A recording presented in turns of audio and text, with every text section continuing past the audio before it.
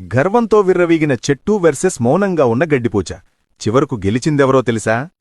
ఒక దట్టమైన అడవిలో ఒక భారీ వృక్షం ఉండేది. దానికి తన ఎత్తు, బలమంటే చెప్పలేనంత గర్వం. అది తన కింద ఉన్న చిన్న గడ్డిపోచను చూసి రోజూ ఎగతాళి చేసేది. నన్ను చూడు, నేను ఎంత ఎత్తుకెదిగానో, ఎంత దృఢంగా ఉన్నానో, నేను ఏ గాలికీ తల వంచను. కాని నువ్వు చిన్న గాలి వీచినా భయంతో వణికిపోతావు అని పదే పదే ప్రగల్భాలు పలికేది. ఆ మాటలకు గడ్డిపోచ మౌనంగా చిరునవ్వు నవ్వేది. ఒకరోజు అడవిలో భయంకరమైన తుఫాను వచ్చింది. పెనుగాలులు బీభత్సం సృష్టించాయి. అప్పుడు గడ్డిపోచ వెంటనే అప్రమత్తమై గాలి వీస్తున్న దిశగా నేలకు ఒదిగిపోయి తన ప్రాణాలు దక్కించుకుంది. కాని గర్వాంధకారంలో ఉన్న ఆ పెద్ద చెట్టు మాత్రం గాలిని ఎదురించాలని చూసింది. ఆ రాక్షస గాలి ధాటికి తట్టుకోలేక విరిగిపోయి వేళ్లతో సహా పెకిలించబడి నేలకూలింది.